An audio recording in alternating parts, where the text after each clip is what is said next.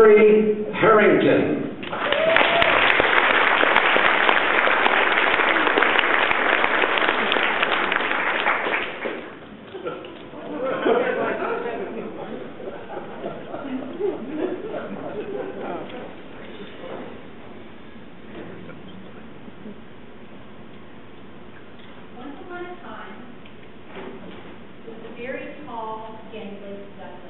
A worn-out rose and giant ladybugs were her only friends. She tried to fit in with other creatures like lions. She was sort of a tomboy duckling because she was so tall and she couldn't fit in. She tried to fit in with other creatures like lions, tigers, bears. She had no style. So she decided to migrate south from the little pond in no man's land, where she wanted to expand her horizons and spread her wings, where she perched among the tall buildings and other long-legged creatures. She joined a body sculpting class and went to modeling school, where she learned to waddle, wax, and stretch her creamed skeleton. Once she had been sculpted and refined, she was introduced to Tall Clubs International, where she joined an elite gaggle of swans who made her feel wonderfully petite and cherished, who acknowledged her for her long, elegant legs and her ability to multitask with grace and poise. She also joined the largest grassroots network of breast cancer survivors and activists at Susan G. Komen for the Cure. Now the duckling believed she had found a place to call home, a place where she was accepted just the way she was, and she learned that being tall was something to be proud of rather than something to be ashamed of. And like all tall tales, this one too has a happy ending, with the duckling being transformed into a beautiful, elegant swan.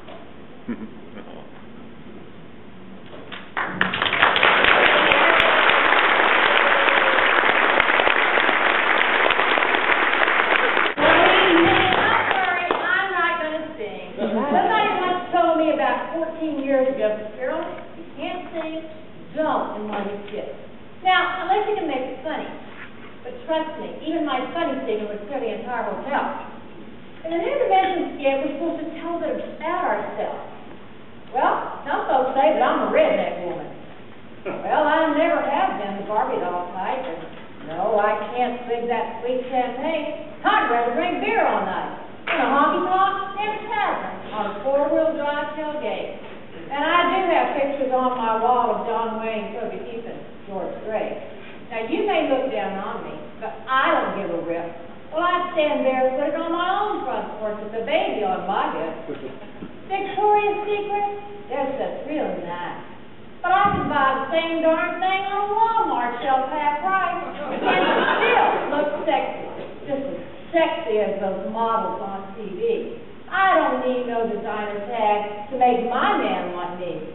Now, you may think I'm trashy, a little too hardcore, but in my neck of the woods, I'm just the girl next door. I travel around this country to visit my tall friends. I kind of think of them as my real kin. But no matter where I travel, no matter where I roam, I never forget what I call home, and home is deep in the heart of Texas. Because I am a redneck woman. I ain't no high-class broad. I'm just a product of my raising. I say, hey, y'all, and hee-haw. And I keep my Christmas lights on my front porch all year long. And I know all the words to every George Strait song. Ladies, are you ready to raise the ruckus out there? Here, all my sisters looking to have a whole lot of fun this week. Let me get a big hell yeah for the tall girls like these. Hell yeah! I said hell yeah.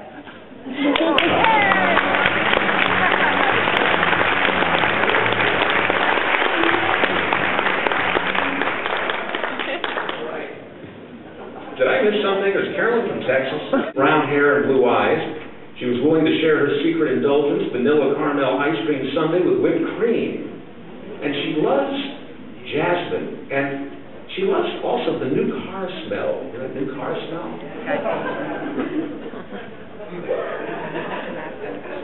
Okay, her favorites list also includes the color blue, M&M peanuts, and lilies and irises.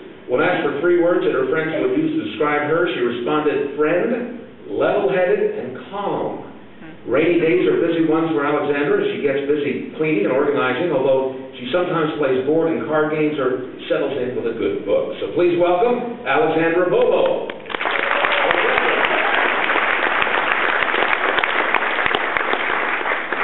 Good evening, ladies and gentlemen, the Tall Subs International, and greetings from the Tall Subs of the Palm Beaches. I see a lot of you braved yet another trip to be out here tonight from an airplane. You might be wondering why I'm wearing this poncho. Well, I'm from Florida, and there's 2 seasons in Florida. There's the tourist season and the hurricane season. But the tourists have fled because the hurricanes are coming. And me, I stay behind to help people board up their windows. While they hold the plywood, I use my long arms and I drive the nails from up top. I've always had short friends. In college, when I lived in the dorm, my roommate and I had a great arrangement. I took the top bunk and she took the bottom bunk. This way, I would make it to bed and clean everything on top, and she'd take care of everything else. Worked out really well. When I checked in the motel the other day, the woman looked at me and she said, "Are you with the Tall Club?" And I said, "Yes, I am." And looking at her, I said, "You want to be tall, don't you?" And she said, "Yes, I do." But I'm not surprised by that, because everywhere you look around, people wear high heels and elevator shoes, and this is just a testimony that so many people want to be tall. It means a lot in our society to be tall. If you look at studies, you'll see that the average tall person makes more than their shorter counterparts. So be proud of who you are, and know that whether you're from Florida or whether you're from the city of Roses and the best beer west of the Mississippi, we come together every year as a family to enjoy the common denominator of our height. So while you're here, enjoy your friends, enjoy convention and all it has to offer. And as for this poncho, this will be great on the whitewater rafting trip. So the event